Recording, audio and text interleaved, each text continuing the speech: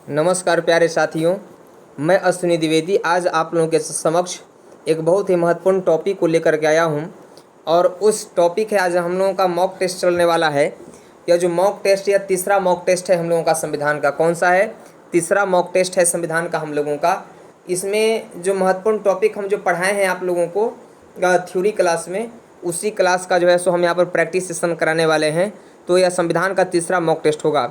इसके पहले जो मॉक टेस्ट हुआ था प्यारे दोस्तों, इसमें हमारे जो कुछ बच्चे थे जो हमसे जुड़े हैं, उन लोगों का कुछ अंक तालिका है। जो अंक तालिका मैं आपको बता देना चाहता हूं कि किन लोगों ने कितना कितना नंबर पाया। प्यारे दोस्तों, इसमें नंबर जो पाए हैं आपके, सबसे बेस्ट परफॉर्मेंस किया गया है पीयूष पांडे जी के द्वारा, जिनका 20 क्वेश्चंस में 20 इनका राइट है। और एक ब्यूटी जी हैं, ब्यूटी जी का जो है सो 17 आया है। और 17 मतलब उन्होंने 20 क्वेश्चंस में 17 क्वेश्चंस अटेम्प्ट किया है सही। और 11 उनका जो है सो 11 भी उनका जो है सो राइट है, सही है बिल्कुल। ये उनका परफॉर्मेंस रहा है।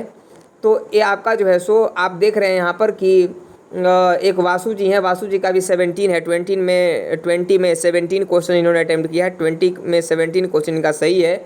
और जो है सो दीपाली जी हैं जो सीटेट की तैयारी करती हैं, इनका 10 भी आया है। मतलब 17, 10 में 10 और 17, 20 में 17 इनका क्वेश्चन सही है। रितिका जी हैं, रितिका जी का 13 क्वेश्चन सही हुआ है 20 में। तो एक कुछ हमारे यहाँ के प्यारे बच्चे थे जिन्होंने बहुत अच्छा परफॉर्मेंस किया है टेस्ट में। तो ऐसे ही बच्चे जो है सो जो लोग टेस्ट में अच्छा परफॉर्मेंस करेंगे, नंबर अपना जितना अंक प्राप्त करते हैं वे जो है सो मैसेज करेंगे। तो उनका वीडियो के स्टार्टिंग में मैं उनका जो है सो नाम को बोलूँगा, जिससे कि बहुत सारे बच्चों का भी प्रोत्साहन बढ़ेगा इससे। मेरे प्यारे दोस्तों, मैं आपको एक बात यहाँ पर बता देना चाहता हूँ कि जिस तरीके से आप इस बात को जानते हैं कि जब भी आप ये मॉक टेस्ट देना शुरू करें, तो मॉक टेस्ट देने के समय दो बातों पर आप ज़रूर ध्यान दीजिएगा। एक सबसे महत्वपूर्ण बात तो यहाँ पर यह है कि मॉक टेस्ट जब भी आप दें तो अपने साथ एक वाइट पेज लें, वहाँ पर नंबरिंग कर लें। और हम जब क्वेश्चन को बोल रहे हैं और जब ऑप्शन को बोल रहे हैं, उतने देर में आप भी उस क्वेश्चन के आंसर हमसे पहले आप दे दें और वहाँ पर नोट कर लें कि आपने उसका आंसर क्या टिक लगाया। और मैं जब आंसर लगा रहा हूँ तो उसको आप वहाँ पर मिला लीजिए कि आपका कितना सही हुआ और कितना गलत हुआ प्यारे दोस्तों। तो इस तरीके से आपको थोड़ा सा मेहनत करना पड़ेगा। तो आइए हम यहाँ पर बहुत ही महत्वपूर्ण क्वेश्चन आप लोगों के लिए चुन करके लाए हैं। तो चलिए स्टार्ट करते हैं हम लोग इस सेशन को। पहला आपका क्वेश्चन है, देखिए स्क्रीन पे, कि किसने पहली बार महिलाओं को मताधिकार देने की वकालत की? किसने पहली बार महिलाओं को मताधिकार देने की वकालत की प्यारे दोस्तों?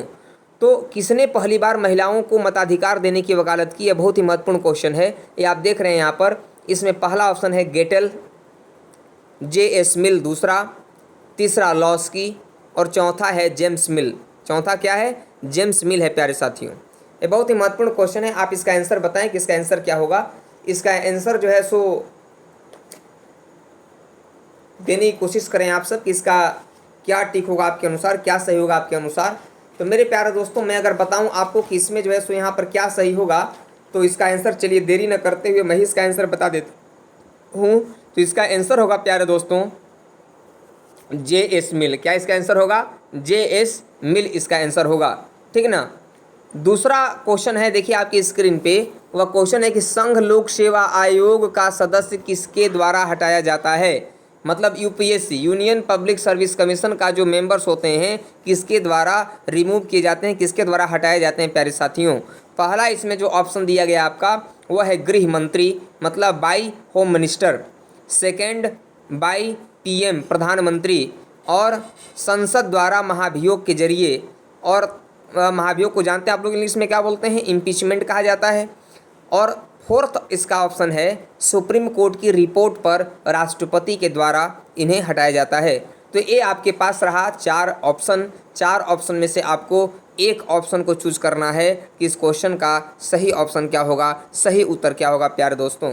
तो आप इसका सही उत्तर, बहुत लोग इसके उत्तर को दे चुके होंगे, बहुत लोग इसके उत्तर के लिए इंतजार कर रहे होंगे कि इसका आंसर क्या होगा। तो इसका आंसर मैं आपको बता दूं प्यारे दोस्तों कि संघ लोक सेवा आयोग के जो सदस्य होते हैं किसके द्वारा हटाए जाते हैं, इसका ऑप्शन हो जाएगा सही आपका डी। क्या हो जाएगा? डी, मतलब सर्वोच्च न्यायालय, सुप्रीम कोर्ट की रिपोर्ट पर राष्ट्रपति के द्वारा ये हटाए जाते हैं प्यारे दोस्तों। किसके द्वारा? संसद की सॉरी सुप्रीम कोर्ट की रिपोर्ट पर राष्ट्रपति के द्वारा इन्हें हटाया जाता है। ये आपका ऑप्शन सही हो जाएगा, आप इसे नोट कर लीजिएगा। आइए हम बात करते हैं हमारे स्क्रीन पर अगला क्वेश्चन ये रहा। देखिए यह क्वेश्चन जो है थोड़ा सा मूल्य आधारित प्रश्न है। क्या है यह क्वेश्चन जो है आपका मूल्य आधारित प्रश्न है, इसे थोड़ा सा समझना पड़ेगा आप लोगों को। बहुत ही चुन करके क्वेश्चन को लाया हूँ, यह एग्जाम में क्वेश्चन आया है। एलएलबी एंट्रेंस के लिए थोड़ा सा मूल्य आधारित प्रश्न दे दिए गए हैं वहाँ पर, इसीलिए मैं यहाँ पर इस तरह के क्वेश्चन को भी, मूल्य आधारित प्रश्न को भी मॉक टेस्ट में समाहित करने की कोशिश करता हूँ, ताकि एग्ज़ाम के पैटर्न जिस तरीके से बन रहे हैं, जिस तरीके से एग्ज़ाम में क्वेश्चन का पैटर्न बन रहा है, उसी के तर्ज पर हम भी मॉक टेस्ट को आधारित बना सकें।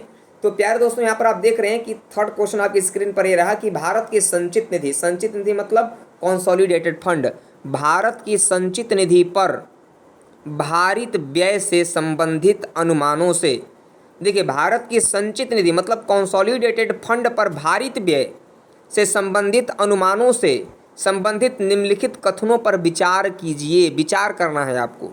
अब भारित व्यय, संचित निधि पर भारित व्यय क्या होता है प्यारे दोस्तों? तो संचित निधि पर भारित व्यय का मतलब होता है कि ऐसे लोगों का वेतन जो संवैधानिक पद पर आसीन व्यक्तियों के वेतन व भत्ते दिए जाते हैं, मतलब संवैधानिक पद पर बैठे हुए आसीन व्यक्तियों के या बैठे हुए लोगों के जो वेतन भत्ता दिया जाता है, उसी को कहा जाता है भारत की संचित निधि पर भारित व्यय कहा जाता है। इसे समझ गए, भूलना नहीं है। तो इन्हीं के संदर्भ में कौन सा कथन सही है ये आपको विचार करना है। तो पहला आपका दिया गया यहाँ पर कथन, यह संसद में मतदान के लिए भेजा जाएगा। दूसरा ऑप्शन है यह संसद में मतदान के लिए नहीं भेजा जाएगा। और तीसरा ऑप्शन है प्रत्येक सदन अनुमानों पर चर्चा के लिए सक्षम है। प्रत्येक सदन अनुमानों पर चर्चा के लिए सक्षम है। फोर्थ ऑप्शन है अन्य व्ययों से संबंधित अनुमानों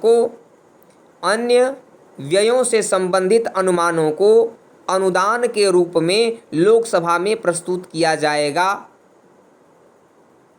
समझ रहे हैं बात को? अब मैं यहाँ पर आपको थोड़ा सा हिंट दे दूँ। देखिए प्यारे दोस्तों, जो संचित निधि होता है, कंसोलिडेटेड फंड जो होता है, इसे दो प्रकार का वर्गीकरण यहाँ से किया जाता है। पहला तो होता है कि भारत की संचित निधि पर भारित व्यय, पहला क्या होता है, भारत की संचित निधि पर भारित व्यय होता है एक बातें। और दूसरी बात जो होता है वह होता है कि भारत की संचित निधि से किए जाने वाले व्यय। समझ गए? भारित व्यय और संचित निधि से किए जाने वाले व्यय दोनों में डिफरेंट है कि संचित निधि पर भारित व्यय और संचित निधि से किए जाने वाले व्यय दोनों में अंतर है। तो मैं प्यारे दोस्तों आपको बता दूं कि संचित निधि पर भारित व्यय जो होता है यह सदन में केवल चर्चा के लिए जाता है, सदन में यह इस पर मतदान नहीं होता भारित व्यय पर। और जब भारत की संचित निधि से किए जाने वाले व्यय का यदि मामला होगा तो व्यय करने के लिए जो है ये मामला सदन में जाता है और सदन में चर्चा भी की जा सकती है और इसका लोकसभा में मतदान द्वारा पारित होना बहुत जरूरी माना जाता है। अब तो आपको हिंट मिल गया होगा ना कि कौन सा कथन इसमें सही है और कौन सा कथन गलत है। तो नीचे कुछ संख्या दिया गया है, कुछ संख्या में आप विचार कीजिए कि कौन सा आपका कथन सही है। पहला कथन आप देख रहे हैं, यह संसद में मतदान के लिए भेजा जाएगा। ये तो मतदान तो होता ही नहीं है भारित व्यय पर, संचित निधि के भारित व्यय पर। मैं आपको बता दिया केवल चर्चा के लिए जाता है सदन में, मतदान नहीं होता है ना। भारत की संचित निधि से किए जाने वाले व्यय अगर रहेगा तो उस पर मतदान किया जाता है और चर्चा भी किया जाता है सदन में। समझ गए? तो यहाँ पर भारित व्यय है, संचित निधि पर भारित व्यय मतलब मतदान के लिए भेजा नहीं जाएगा, सॉरी यह संसद में मतदान के लिए भेजा जाएगा। तो भेजा जाएगा जो कथन है यह मतदान के लिए गलत है। समझ में आ गया? भेजा नहीं जाएगा। ठीक। दूसरा ऑप्शन है यह संसद में मतदान के लिए नहीं भेजा जाएगा। तो नहीं भेजा जाएगा ये ऑप्शन सही है, क्योंकि मैं आपको बता चुका कि संचित निधि पर, कंसोलिडेटेड फंड पर जो भारित व्यय है यह सदन में केवल चर्चा के लिए जाता है, मतदान के लिए नहीं जाता, इस पर मतदान नहीं होता है। तो मतदान किस पे होता है प्यारे बच्चों? तो मतदान किस पे होता है? तो भारत की संचित निधि से किए जाने वाले व्यय यदि रहेंगे उसके ऊपर सदन में चर्चा भी होता है और इसका लोकसभा में मतदान द्वारा पास होना भी जरूरी माना जाता है। ये महत्वपूर्ण पॉइंट है।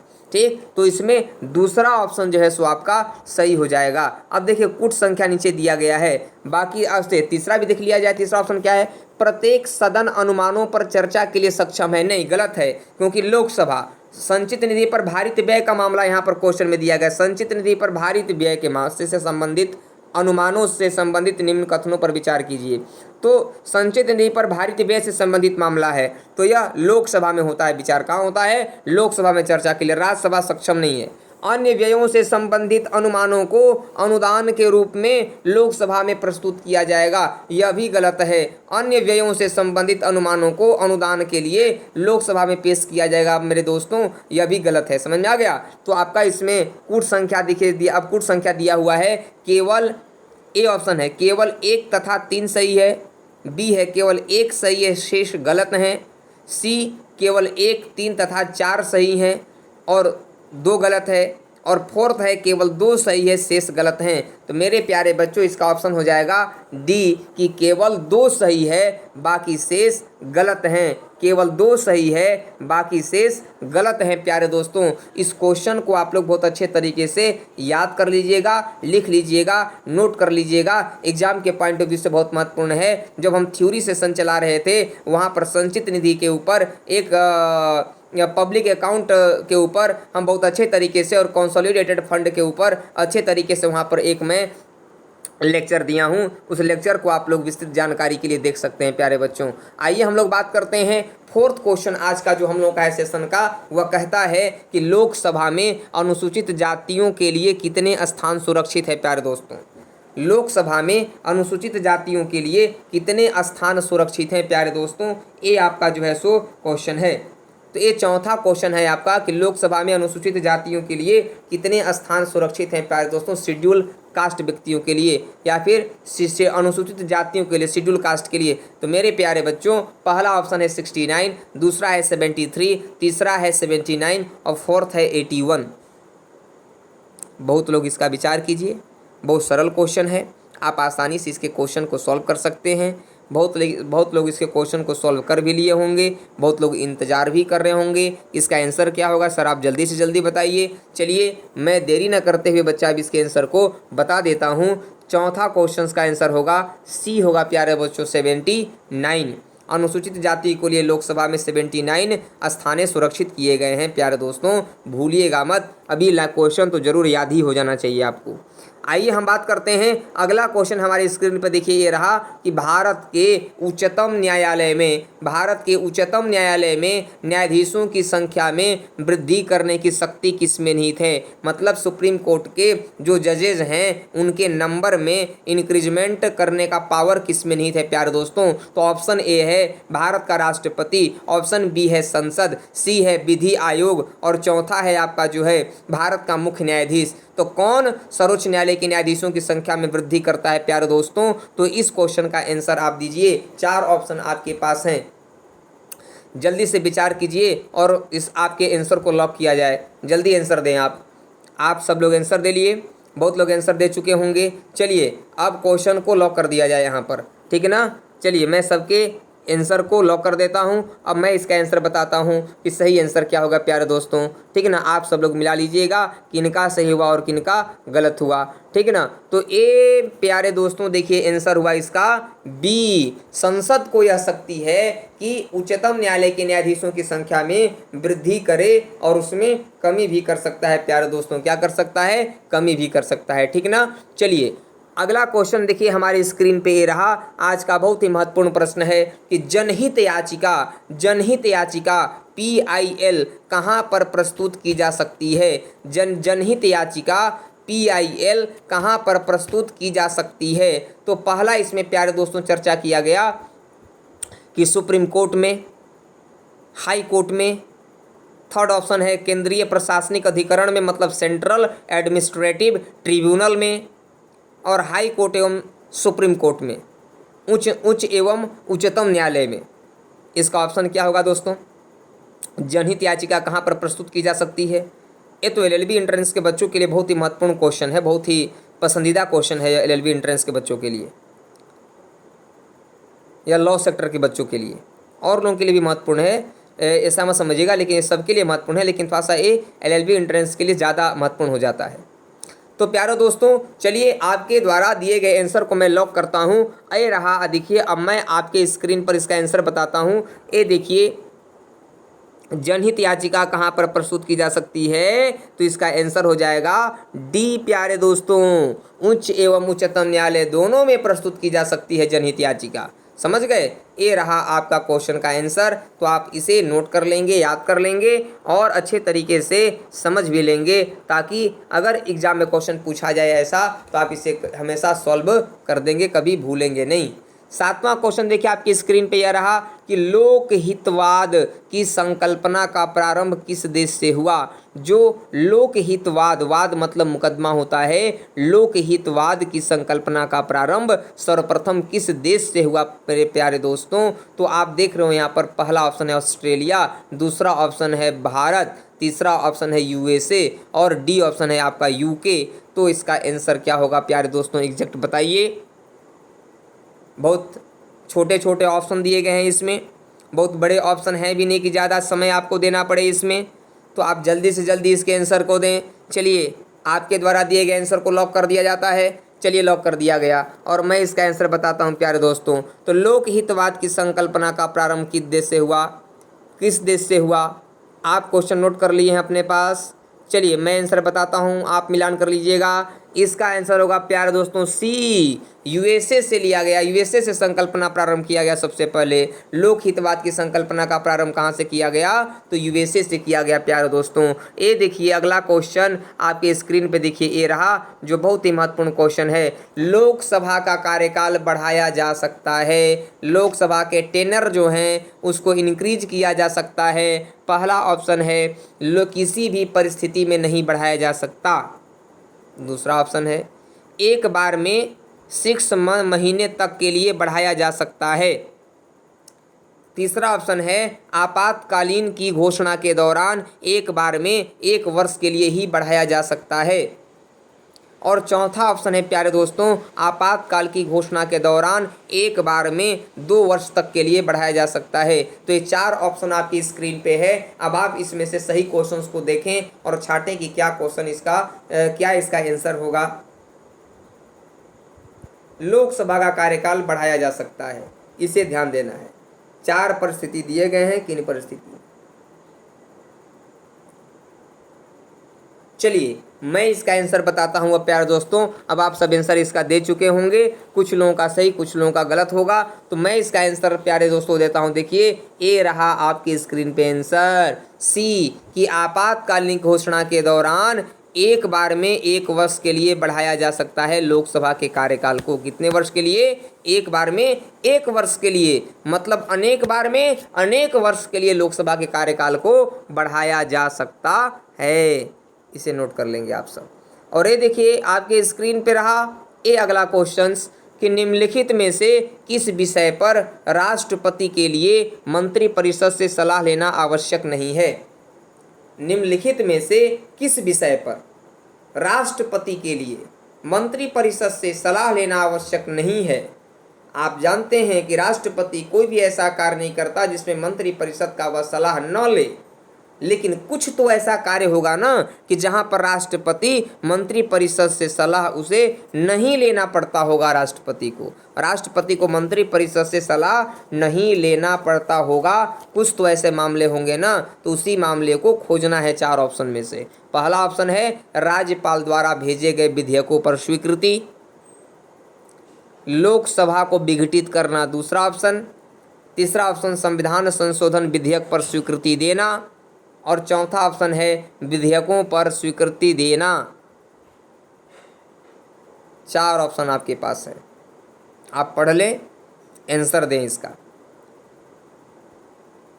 चलिए, आप सब इसका आंसर दे चुके होंगे। अब मैं इसका आंसर बताता हूं प्यारे दोस्तों। इसका आंसर क्या होगा फिर से देख लीजिए आप कि राज्यपाल द्वारा भेजे गए विधेयकों पर स्वीकृति, मतलब राष्ट्रपति मंत्रिपरिषद से सलाह लेना आवश्यक नहीं है किन मामलों पर? तो मामला आपका दिया गया है 4 कि राज्यपाल द्वारा भेजे गए विधेयकों पर, लोकसभा को विघटित करने के समय, संविधान संशोधन विधेयक पर स्वीकृति देना या विधेयकों पर स्वीकृति देना। तो मेरे प्यारे दोस्तों इसका आंसर हो जाएगा डी हो जाएगा, विधेयकों पर स्वीकृति देना। क्या हो जाएगा? विधेयकों पर स्वीकृति देते समय राष्ट्रपति मंत्रिपरिषद से परामर्श नहीं लेता है। ये रहा आज का आपका 10वां प्रश्न प्यारे दोस्तों। संसद के दोनों सदनों की संयुक्त अधिवेशन के लिए निर्दिष्ट विधेयक पारित किया जाता है। तो संसद के दोनों सदनों की संयुक्त बैठक के लिए निर्दिष्ट विधेयक पारित किया जाता है सामान्य बहुमत से, 2/3 बहुमत से, मतलब 2/3 मेजोरिटी से।